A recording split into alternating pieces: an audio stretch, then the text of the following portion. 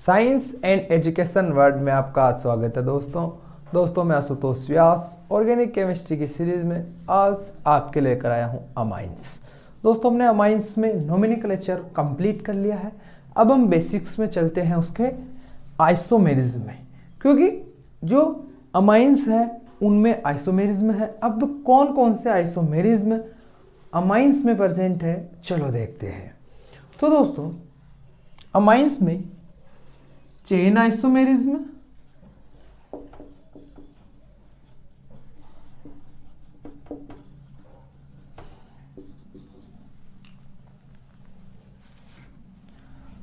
Position isomerism,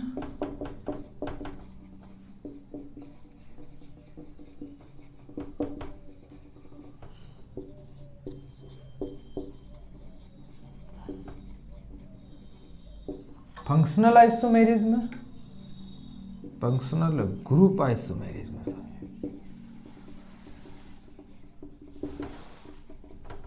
and metamerism.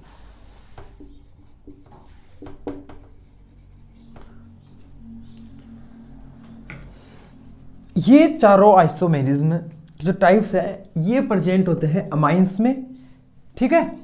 यानी कि amines ये चारों आइसोमेरिज्म दिखाएगी और अमाइंस में जिस अमाइन में कार्बन नंबर 4 होंगे, कार्बन का नंबर कितना होगा 4, वो ही आइसोमेरिज्म दिखाएगा।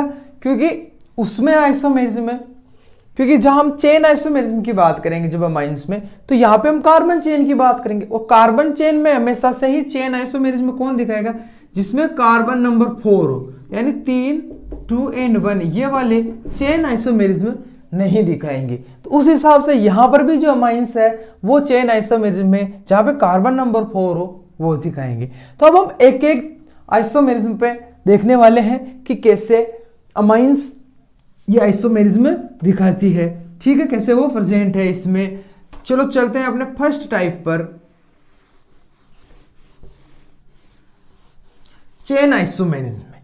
तो चेन आइसोमेरिज्म में क्या होता है कि जहां पर कार्बन नंबर 4 वाला अमाइन, ठीक है, कितने कार्बन नंबर, सबसे पहली इसमें कंडीशन है कि कार्बन नंबर कितना होना चाहिए, उसमें 4 होना चाहिए।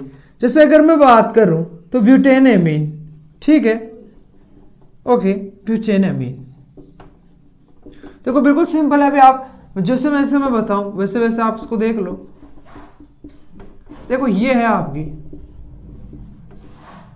ठीक है, ये हो गई ब्यूटेन एमीन। अब आप सोचो कि भाई मैं यहाँ चेन की बात कर रहा हूं, तो जो हमने ब्यूटेन का आइसोमेरिज्म पढ़ा था वहां पे ब्यूटेन कौन कौन से आइसोमेरिज्म दिखा रहा था, तो देखो, तो आ जाओ कॉमन नेमिंग पे। तो ब्यूटेन यहां पे हमें एन ब्यूटेन,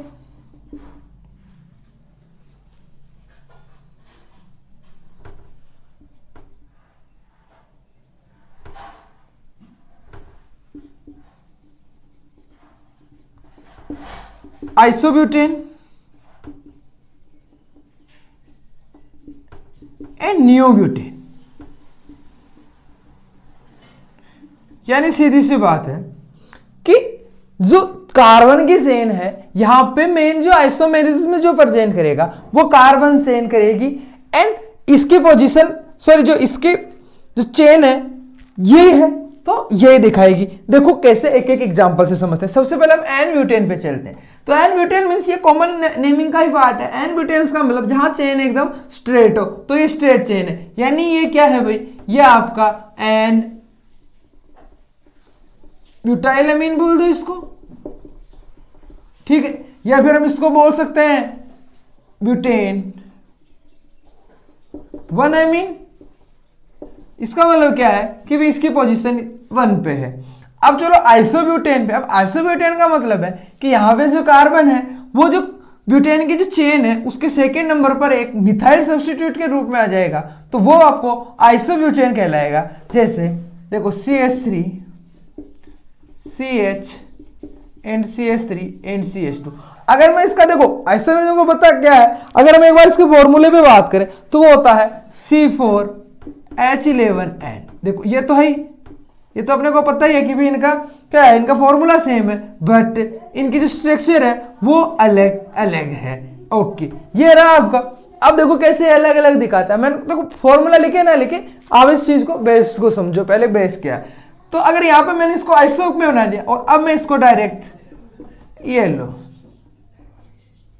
ओके, बस ये चेंज हो गया। अब हम इसको कह देंगे आइसोब्यूटाइल अमाइंस। अब यह जो आप नियम में देखो कि ये वाली जो चीज है कि चाहे कार्बन कौन सा होता है, यहां पे 3 डिग्री कार्बन होता है, ठीक है। अब 3 डिग्री कार्बन है यानी उसके 3 सिग्मा बॉन्ड किससे बने हुए होंगे, कार्बन कार्बन से। तो यह है आपका नियोब्यूटेन। और अगर मैं यहां पे अमाइन ग्रुप लगा दूं इसकी 4th पोजीशन पे, तो ये कहलाएगा नियोब्यूटाइल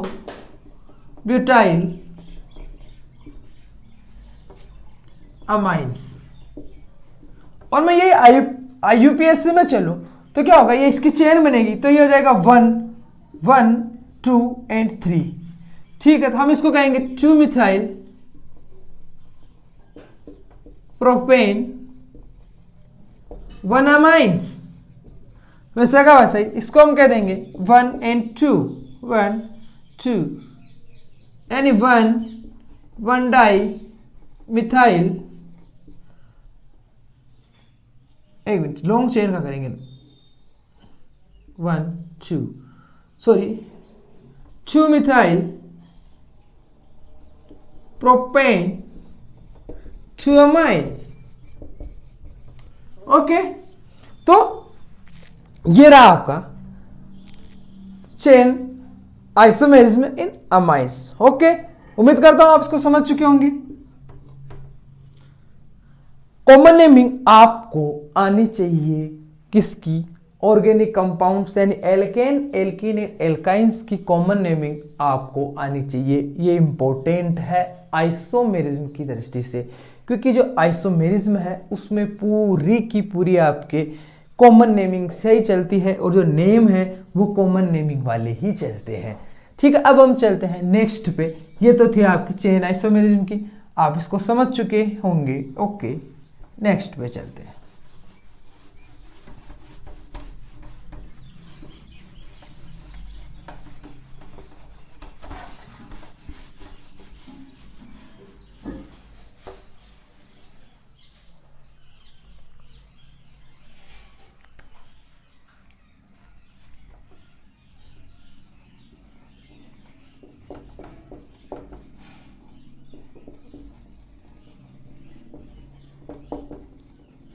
अब पोजीशन आइसोमेरिज्म क्या है, देखो ये जो हम अमाइंस पढ़ रहे हैं इसमें NH2 ग्रुप है। जो NH2 ग्रुप है जिसको हम अमाइंस बोल देते हैं, ओके, जो ये अमाइंस ग्रुप है इसकी पोजीशन कार्बन चेन के अंदर चेंज होगी, तो ये वाला आइसोमेरिज्म आपके पोजीशन आइसोमेरिज्म कहलाएगा। जैसे मान लो C3H9N, ठीक है, इसमें ये चीज दिखा सकता है क्योंकि यहां पे कार्बन जो है मतलब मिथाइल ग्रुप यहां पे एज ए पोजीशन चेंज नहीं कर रहा है, यहां पोजीशन चेंज अमाइन कर रहा है, इसीलिए प्रोपेन अमाइंस भी ये पोजीशन आइसोमेरिज्म दिखाएगा। कैसे, जैसे मान लो ये कार्बन की चेन बना देता हूं मैं पहले सबसे,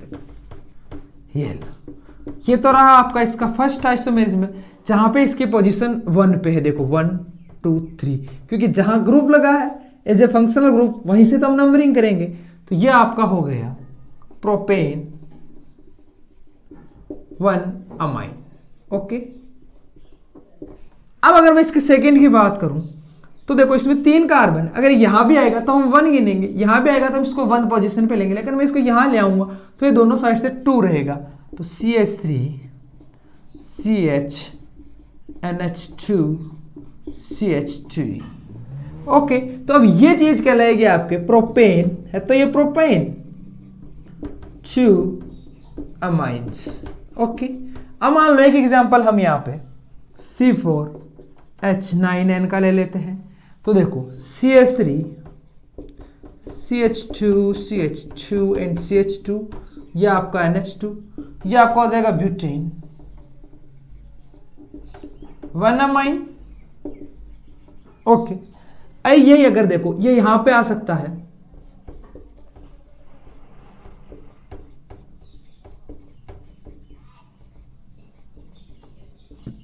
CH2 3, तो अब ये हो जाएगा 1N2, तो हो जाएगा ब्यूटेन 2 अमाइंस। अब एक चीज आप याद रखें, अगर मैं इसको यहां रहूं तो इधर से गिनूंगा, इसीलिए इसमें भी सिर्फ 2 ही पोजीशन आइसोमेरिज्म क्या है इसमें मुमकिन है, ठीक है, क्योंकि मैं इधर से लाऊंगा, जैसे मैंने इसको यहां रख दिया मान लो, एक बार के लिए आप मान लो, तो फिर इसकी नंबरिंग तो इधर से करूंगा तो इससे 2 पोजीशन पे आएगा ना, ठीक है। तो यह आपके पोजीशन आइसोमेरिज्म में याद रखें, NH2 अपनी पोजीशन चेंज करेगा, ये चीज आप यहां पे याद रखें कि ऐसा नहीं कि भी आप क्या कर लो कि उसकी मतलब इनकी पोजीशन चेंज करो, इनकी पोजीशन चेंज होगी तो वो चेन आइसोमेरिज्म कहलाएगा, ओके। तो यहां पर आज अगर आप आइसोमेरिज्म को अगर भूल चुके हो तो वापस उसका भी हम क्या कर देंगे, यहां पे रिवाइज कर देंगे, ठीक है। अब चलते हैं हम नेक्स्ट पे।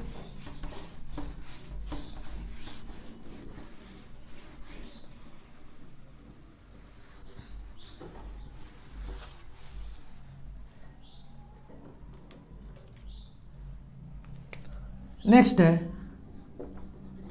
Functional group isomerism.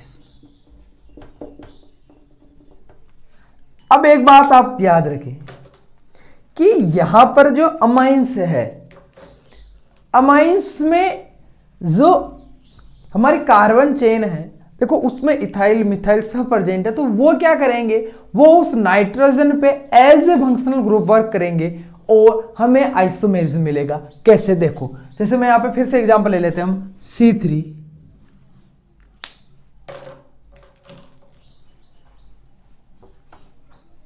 C3 H9N, ठीक है। देखो कैसे दिखाएगा, सबसे पहले इसको देखना, CH2 CH2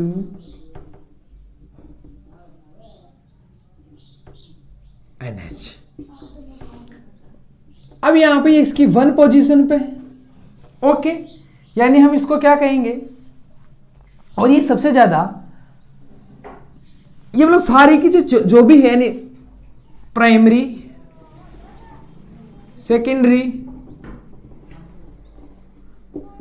टर्सरी सारी की सारी अमाइंस ये वाली दिखाती है। देखो कैसे पोजीशन चेंज होगी आप देखना है। अब देखो यही मैं CH3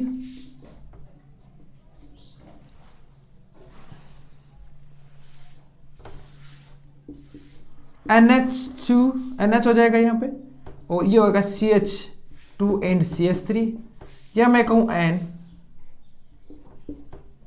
CH3 CH3 CH3। मतलब इस चीज को समझो कि भाई जहां हम एन लगा रहे थे, आपने आईयूपीएसी नोमेनक्लेचर पढ़ा है, हम उसको एन से प्रेजेंट कर रहे थे। अगर मैं सिर्फ एक एन लिखूं, इसका मतलब इसमें फंक्शनल ग्रुप नाइट्रोजन से कितने लगे हुए हैं, एक लगा हुआ है। और अगर ये मैं यहाँ पर डबल एन लिख दूं, एन एंड एन, तो इस चीज का मतलब है कि भाई यहां पे जो हमारा अमाइंस है उस पर 2 सब्स्टिट्यूएंट लगे हुए हैं, ठीक है। जैसे इसको देखो आप, अब इसमें एक सब्स्टिट्यूएंट हो गया एन मिथाइल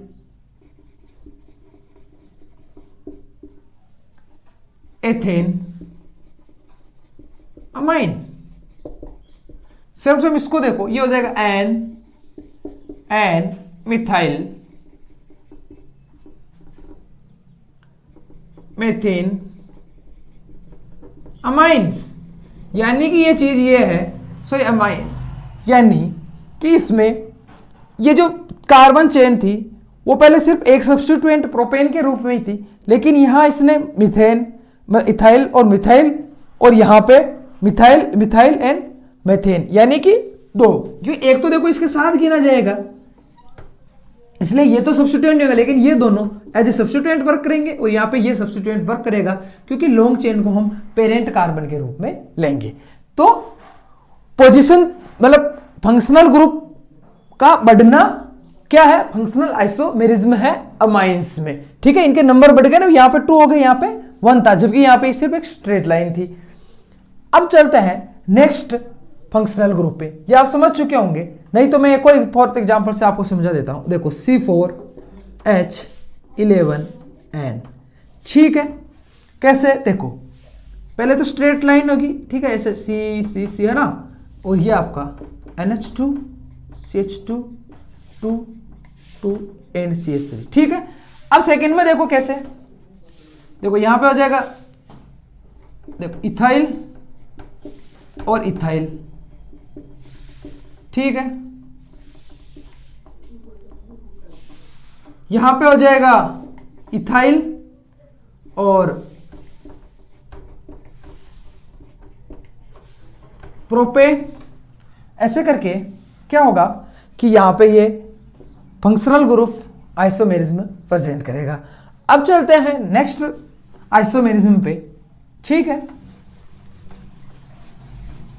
वो जो लास्ट वाला जो मेटामेरिज्म है वो भी थोड़ा सा फंक्शनल ग्रुप जैसा ही है, सीधा सा, उसमें भी कोई ज्यादा आपको मतलब इसका जैसा ही है, थोड़ा सा ही उसमें डिफरेंट है। भी आपको बताते हैं क्या उसमें डिफरेंस है, ठीक है। कौन सा वाला है, अब चलते हैं हम मेटामेरिज्म पे।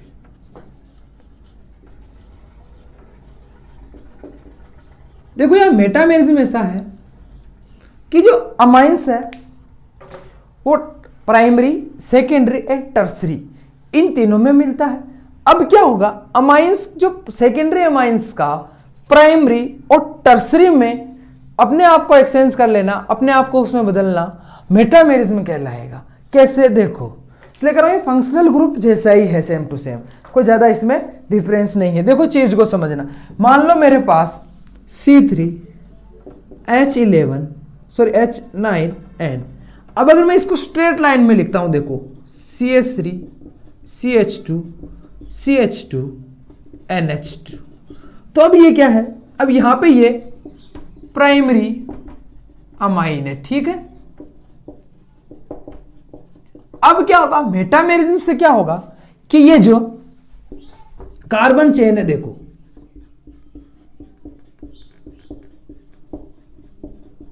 अब यहां पे ये जो अमाइंस है, यहां पे ये सेकेंडरी अमाइंस है,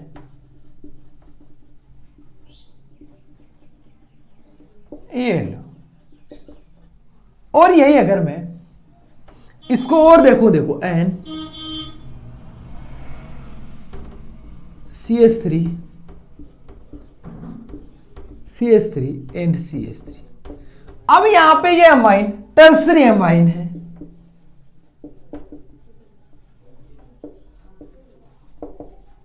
तो सीधा सा समझो आप मेटामेरिज्म क्या है, 1 डिग्री अमाइंस का सेकेंडरी एंड टर्सरी अमाइन में कन्वर्ट होना मेटामेरिज्म कहलाता है। और वाइस वर्सा ऐसा का ऐसा है कि सेकेंडरी या टर्सरी का सेकेंडरी एंड प्राइमरी में कन्वर्ट होना, या सेकेंडरी का प्राइमरी या टर्सरी में कन्वर्ट होना मेटामेरिज्म कहलाता है नहीं, मेटामेरिज्म आइसोमेरिज्म इन अमाइंस।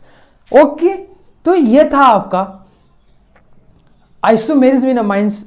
बहुत इंपॉर्टेंट है, इंपॉर्टेंट ऐसे है कि नीट एंड जेईई में इससे क्वेश्चन आते हैं। और अगर आपने अभी तक मेरे चैनल को सब्सक्राइब नहीं किया है तो सब्सक्राइब कर दें, बेल आइकन को जरूर दबा दें, क्योंकि रोज 7 बजे शाम को आपकी ये क्लासेज आएंगी ऑर्गेनिक केमिस्ट्री की। ओके, और जो प्लेलिस्ट है वहां पे आपको इसकी क्लासें मिल जाएगी। Phenol, alcohol, ethers, carboxylic acid, इनकी क्लासें भी आपको प्लेलिस्ट में जाएं, वहां पे प्लेलिस्ट बना रखी है, वहां पे आपको मिल जाएगी। तो जाइए, पढ़िए, क्योंकि पढ़ेगा इंडिया तभी तो बढ़ेगा इंडिया। धन्यवाद।